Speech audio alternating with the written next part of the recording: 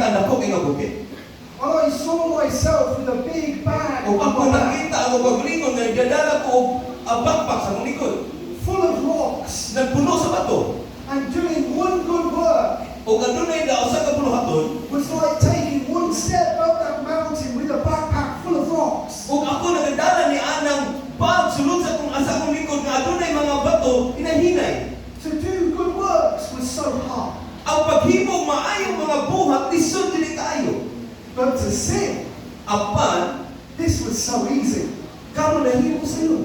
It was like riding down the same mountain. Daw kita nagahimo na sa paglalakad sa sama nga bukas sa bukid nga sa iyano naman. Going faster and faster Kani nagdali pa, nagkapaspas pa sa paglakaw. and enjoying the ride. O nagnahimo ta nagmalipayon kita samtang kita nagkapanaw. And I realized I was a sinner O by pagkulang nature. ako nga ako sa di makasala sa tawhanon na pamantanaw. Good works were hard work, Ang maayong buhat, ang buhat o ang lisod nga pagbuhat. but sin was fun. Apan ang sala makoy naghatag ang kakarisdan. At that moment I gave my life Sa to Christ. gihapanan ako gihatag ang kinabuhi ngadto sa Dios. I realized if I lived to 100 years old, Ako nagaamgo na kung mabuhi pa ko sa usa ka tuig. I could never do enough good works to outweigh Dili all the na ko bad work. mahimo ang pinakamaayo nga buluhaton.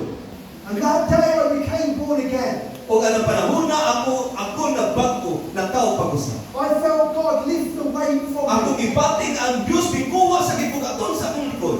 I became a new O creation. nahimo kong bagong nahimugso. I did not receive religion. Wala ko nagkadawat og reliyon. I received Jesus, Ako nadawat mo si Hesus Kristo. who did what religion could not do. Mao kana ang reliyon nga dili mahimo. May dili mahimo sa reliyon. Jesus does what the Pharisees could not do. Gihimo ni Jesus nga unsay wala mahimo sa mga Do Pariseo. you remember the thief on the cross? Dahil man ninyo ang usa ka kawatan dito sa cross.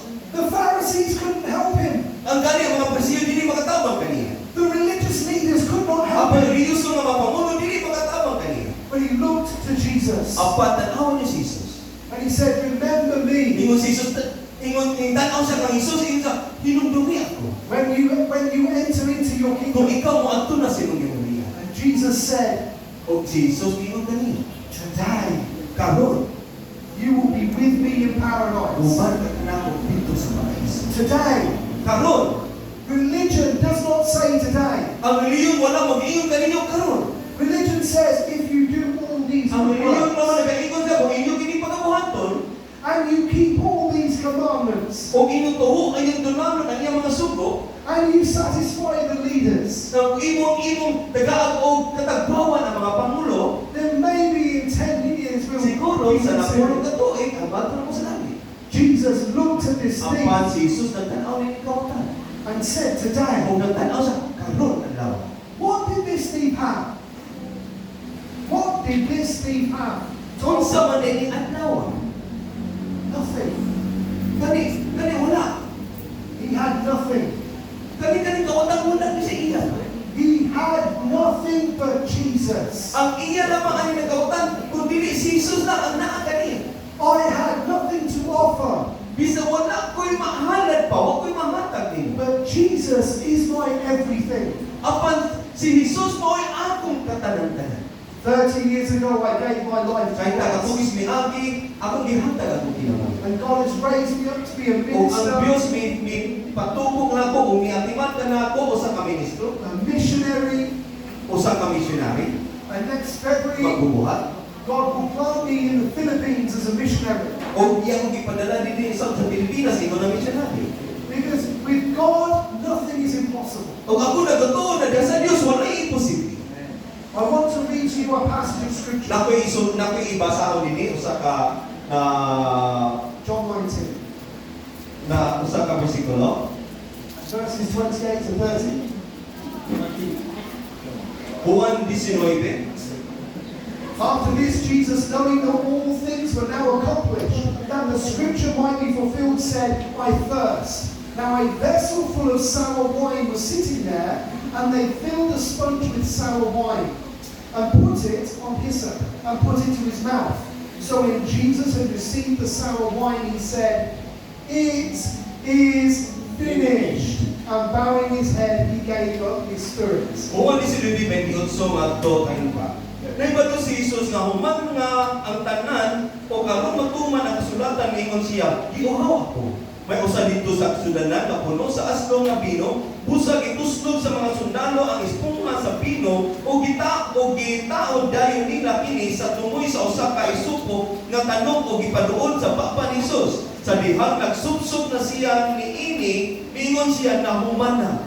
Unya midungo siya o nabugto ang iyang ginawa. How do you say it is finished?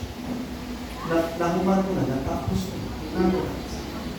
Natapos ko. Jesus said, O si Jesus it kingon, is finished. natapos ko na. It is complete. Nakumplito na. Nakimpit na. The price is paid in full. Ang presyo gibayaran sa kumplito din. Now, tell me what you heard. Nan, sundiin ko kung sa'yo anak. It is finished. You don't sound so convinced, and I'm going to ask these Sa people. wala ko kung natinong, wala ko tinunanay. It is finished. These people believe. Ang pag-ibig dito mo may bituog yun. It is finished. Amen. It is finished. Amen. Hallelujah. Hallelujah. Tapos na. Hallelujah. I want to show you the big picture of Ako the ipakita Bible. ninyo dakong mulagway ni. Because we human beings, Kaya we kita have mga big tawhanon, problems. doon nagiging pagkalang tao. We know that God created everything. O nasayod na ang Diyos, iya gihimo ang tanan. God saw everything He created and said it is very good. O nakita sa Diyos, ang tanan niya gibuhat, o ingon siya nga, maayo kayo. But human beings